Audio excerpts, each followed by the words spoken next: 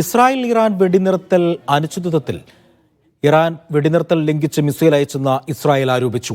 ഏത് നിമിഷവും തെഹ്റാനെ ആക്രമിക്കുമെന്ന ഇസ്രായേൽ ഭീഷണി മുഴക്കി. ബി കെ സുഗൈലുണ്ട് വിവരങ്ങൾ നൽകാൻ. ബി കെ സുഗൈൽ, പശ്ചിമേഷ്യ ഒന്നടങ്കം തന്നെ ആശങ്കയിൽ തന്നെയാണ്. അതിനിടയിൽ ഈ വെടിനിർത്തൽ കരാർ പ്രാബല്യത്തിലായപ്പോൾ വലിയ രീതിയിൽ സമാധാനം പുലർപ്പെട്ടു എന്നുള്ള ഒരു വലിയ ആശ്വാസം ഉണ്ടായിരുന്നു. എന്നാൽ ഇപ്പോൾ സമാധാനം അശാന്തമാണ് എന്നാണ് നമുക്കിപ്പോൾ ലഭിക്കുന്ന വിവരം. എന്താണ് അവിടെ നിന്നും ലഭിക്കുന്ന മറ്റു വിശദാംശം? അജി, സമാധാനത്തിൻ്റെ ഒരു മണിക്കൂർ കഴിയുമ്പോൾ വീണ്ടും അനിശ്ചിതാവസ്ഥ വന്നിരിക്കുകയാണ്. ഈ ഒരു വെടിനിർത്തൽ, ഇസ്രായേലും ഇറാനും തമ്മിലുള്ള വെടിനിർത്തൽ അത് പാളുന്നു എന്ന തരത്തിലേക്കുള്ള പ്രസ്താവനകളാണ് ഇപ്പോൾ ഇസ്രായേലിൻ്റെ ഭാഗത്തു നിന്ന് വന്നുകൊണ്ടിരിക്കുന്നത്. ഈ വെടിനിർത്തൽ സമയത്തിന് ശേഷവും ഇറാനിൽ നിന്ന് ഒരു ബാലിസ്റ്റിക് മിസൈൽ ഇസ്രായേലിലേക്ക് എത്തി എന്നുള്ളതാണ് അവർ പറയുന്നത്. അത് വെടിനിർത്തൽ ലംഘനമാണ് എന്നും അതിന് കനത്ത ശിക്ഷ നൽകുമെന്നും തിരിച്ചടി നൽകുമെന്നും ഇപ്പോൾ ഇസ്രായേൽ പറയുകയാണ്. ഇസ്രായേലിൻ്റെ പ്രതിരോധ മന്ത്രി ഇസ്രായേൽ കാറ്റ്സാണ് ഇപ്പോൾ അത്തരമൊരു പ്രസ്താവനയുമായി ആദ്യം രംഗത്ത് വന്നത്. ഞങ്ങളുടെ ഏറ്റവും നിർണായകമായൊരു ആക്രമണം അത് തെഹ്റാന്റെ ഹൃദയഭാഗത്ത് തന്നെ ഉണ്ടാകും എന്ന് ഇപ്പോൾ ഇസ്രായേൽ പ്രതിരോധ മന്ത്രി ഇസ്രായേൽ കാറ്റ്സ് പറയുകയാണ്. അതേപോലെ തന്നെ മറ്റൊരു മന്ത്രിയുടെ പ്രസ്താവന കൂടി വന്നിട്ടുണ്ട്. അത് ധനമന്ത്രിയായിട്ടുള്ള ബസലേൽ സ്മോട്രിച്ചിൻ്റെതാണ്.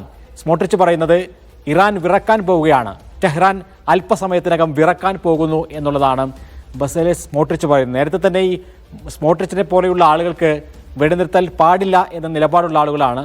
അതിതീവ്ര വലതുപക്ഷ നിലപാട് സ്വീകരിക്കുന്ന ആളുകളാണ് സ്മോട്രിച്ചും അതേപോലെ തന്നെ ഇറ്റാമർ ബെൻഗവിറും. ആ ടീമിന് സന്തോഷിപ്പിക്കുന്ന തരത്തിലുള്ള ഒരു സംഭവവികാസങ്ങളാണ് വീണ്ടും ഉണ്ടായിക്കൊണ്ടിരിക്കുന്നത്. പക്ഷേ ഇക്കാര്യത്തിൽ ഇനി നെതന്യാഹുവിൻ്റെ നിലപാട് എന്താണ് എന്നുള്ളത് കൂടി അറിയണം. കാരണം നെതന്യാഹുവുമായിട്ടാണ് US പ്രസിഡന്റ് ഡൊണാൾഡ് ട്രംപ് സംസാരിച്ചിട്ടുള്ളത്, ഈ ഒരു വെടിനിർത്തലിലേക്ക് പോകണം എന്ന നിലപാട് സ്വീകരിച്ചിട്ടുള്ളത്. അതേപോലെ തന്നെ ഇറാൻ ഇക്കാര്യത്തിൽ പ്രതികരിച്ചിട്ടില്ല. ഈ വെടിനിർത്തൽ സമയത്തിന് ശേഷം വിട്ടതാണോ ഈ മിസൈൽ എന്നുള്ളതാണ് ആദ്യം അറിയേണ്ടത്. ആ തരത്തിലുള്ള ഒരു വെടിനിർത്തൽ ലംഘനത്തിലേക്ക് പോകാനുള്ള സാധ്യതയും ഇപ്പോൾ ഇറാനില്ല. കാരണം ഇസ്രായേൽ പ്രഖ്യാപിക്കുകയാണെങ്കിൽ, യുദ്ധം അവസാനിപ്പിക്കുമെന്ന് ഇസ്രായേൽ പ്രഖ്യാപിക്കുകയാണെങ്കിൽ ആ നിമിഷം ആക്രമണം നിർത്തും എന്ന് പറഞ്ഞതാണ് ഇറാൻ. അതുകൊണ്ട് തന്നെ ഈ ഒരു വെടിനിർത്തൽ കരാർ പ്രാബല്യത്തിൽ വന്നതിന് ശേഷമുള്ള ഒരു മിസൈലാണോ വന്നത്, അതല്ല അതിന് മുമ്പ് തൊടുത്തുവിട്ട മിസൈലുകൾ ഈ സമയത്ത് പതിച്ചതാണോ എന്നതിൽ കുറച്ചുകൂടി വ്യക്തത വരാനുണ്ട്. ഏതായിരുന്നാലും കുറേ സമയമായി സംഘർഷത്തിലായിരുന്ന 12 ദിവസത്തെ പശ്ചിമേഷ്യയിൽ ബുൾമുനയിൽ നിർത്തിയ ഒരു സംഘർഷത്തിന് അയവ് വരുന്നു, അതൊരു സമാധാനത്തിലേക്ക് പോകുന്നു എന്നൊക്കെയുള്ള പ്രതീതി സൃഷ്ടിച്ചതിന് ശേഷമാണ് പെട്ടെന്ന് കാര്യങ്ങൾ മറിയുന്നത്. ഈ വിഷയത്തിൽ ഇനി അമേരിക്ക ഇടപെടുമോ?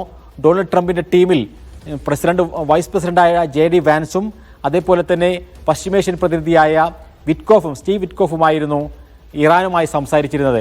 അങ്ങനെ ആ സംസാരം ഒരു റിസൾട്ടിൽ എത്തി നിൽക്കുന്ന സന്ദർഭത്തിൽ കൂടിയാണ് ഈ ഒരു ആക്രമണം വീണ്ടും ഉണ്ടാകുന്നത്. അതേ ആളുകൾ വീണ്ടും ഇറാനിയൻ ഭരണകൂടവുമായി സംസാരിക്കുമോ?